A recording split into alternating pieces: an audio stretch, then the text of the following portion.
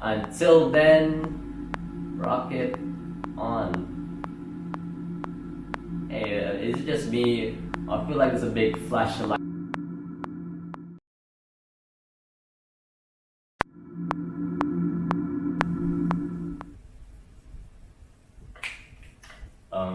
Hey guys and gals, it's me, Subir Rocket, and is it just me, or during that big flash of light, I kind of feel like some big epic crossover happened or something. I don't know, I think it's just me. Ugh, what happened? And why do I feel like a dozen bombs were thrown at me by a sleepwalking guy? And why am I here again? Oh well, time to head back to base. But anyways, welcome to the big finale of the Sonic the Marathon. Yep, we're ending it here in April. It's been a very long marathon, but we're finally gonna finish it here in part 2 of this, what I like to call is talking about the arguably better Archie Sonic comic. So if you haven't watched part 1 yet, I suggest you do, because we were talking about how the reboot happened in the first part. Now we're actually going to be talking about the reboot itself. So yeah, I suggest you watch that, or else you kind of get a bit confused. But those who already watched that, let's finish this off. So without further ado, let's get into it.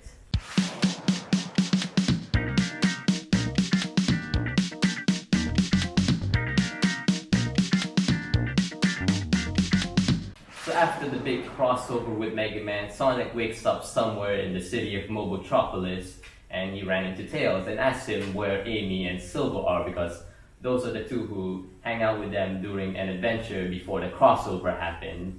Yep, it's definitely only Amy and Silver who hang out with Sonic and Tails during that adventure. Yep, there wasn't any other character that is now belongs to some other person. That's definitely not the case. With that kind of depressing sight for a lot of fans beforehand, Tails decided to respond to Sonic by saying that they haven't seen Amy in a while, and as for Silver, they haven't seen him since they rescued the Wisp. Yeah, the Wisp from Sonic Colors. That alone already tells you how this new universe is gonna be operating. One of the main things people will start to realize about this new rebooted Archie Sonic comic universe, man, that was a mouthful, is that most of the events that happen in the games happen in the comic, which really benefit the comic in my opinion, because for one, it made it easier for the comic to explain this new rebooted universe's past. Like they can brush off some of the past events. Like, if you want to know what happened here, you should go play the game to get the full details or something like that. So yeah, it made it easier for the comic to explain their past, and most importantly, it also allows a lot more Sonic fans to get into the comic, because of course, there's a lot of Sonic fans out there that only play like the games and stuff, so it might be a bit difficult for them to get into the comic originally, because it had its own story and its own characters and its own world separated from the game universe. But now that it's more familiar to the games, they can get into it more easily. Of course, it's not totally the same as how it was in the video games, because of course the main indicator of this is the appearance of the Freedom Fighters again, or now back to their former glory, because of course Roller and Bunny are back in the team, Antoine's no longer in a coma, and of course Sally's no longer a robot. So yeah, they're back to their former glory, which is nice, and there's a lot more to that as well. So remember when this game came out and a lot of people were amazed at all the references and ideas from the Game Gear games and the Genesis games all just meshed together perfectly into one big package? Well, it's kind of similar here in this comic, but at a much more bigger scale. For example, the events of Sonic 2 for the Game Gear happened, but I had a bit of elements from the Adventures of Sonic the Hedgehog cartoon thrown in, like the appearance of Scratch and Grounder, and one of the lesser known characters from the cartoon, Breezy the Hedgehog, who then later on became a businesswoman and actually owned the Metropolis Zone, that level from Sonic Heroes. Yeah, you get to see a lot of this in the Sonic comic. Well, this new universe anyways. One of my favorites of this formula being used is with Walter Noggis, who originally appeared in the Sonic Saturday Morning cartoon, the one where the Freedom Fighters first appeared.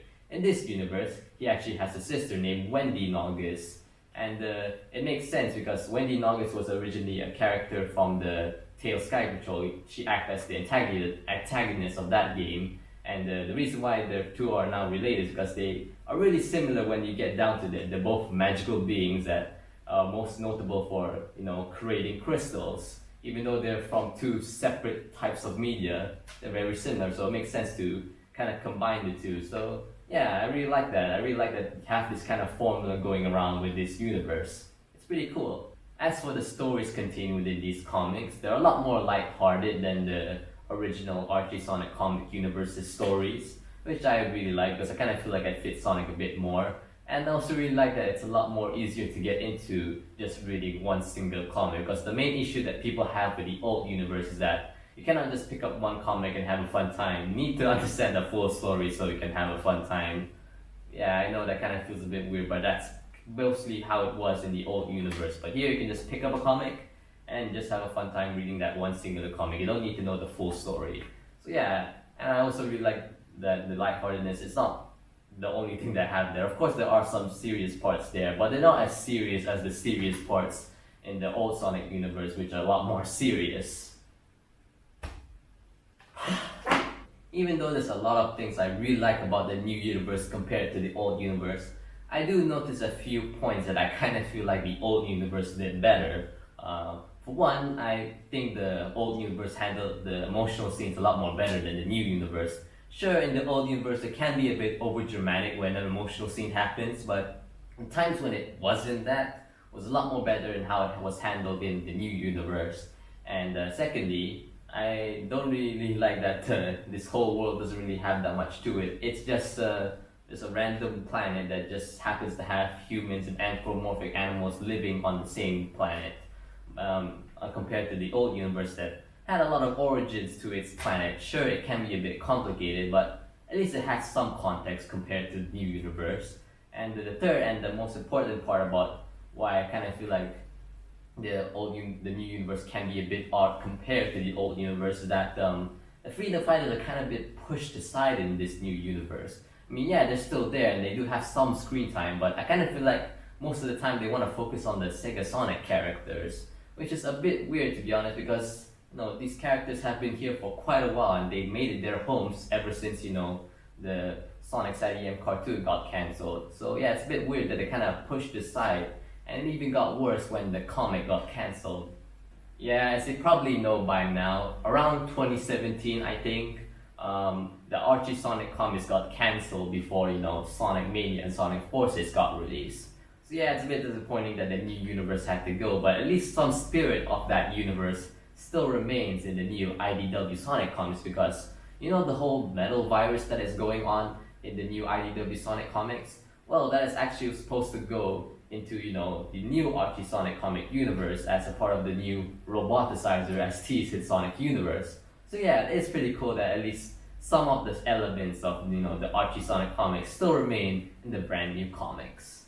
So I'm guessing that's the end of this retrospective. I don't really know what to call this, to be honest. I just wanted to really talk about the Archie Sonic comics and to show you that there's a lot more to the Archie Sonic comics than just this. So yeah, I'm glad I was able to make this video for the big finale of the Sonic the Marathon, which is finally coming to an end. So with that said, alright guys and girls, thank you for watching this video. I hope you enjoyed it. So we're finally done with the Sonic the Marathon. I kind of feel like it's been forever. It's already April. So yeah, we're already done with that. And as for what's next for this channel, I'm not really sure yet, because I've been doing Sonic for a whole lot. I don't really think of what we're gonna do next. I was just trying to focus on finishing this up. But I kind of feel like I might want to do a Lego Daniel Lena, because I haven't really done much with that, besides the whole mini-sode that I did for a competition. So yeah, I have a lot of ideas now for that that little series I have here. So that's probably what's gonna come up next. So until then, rock it on.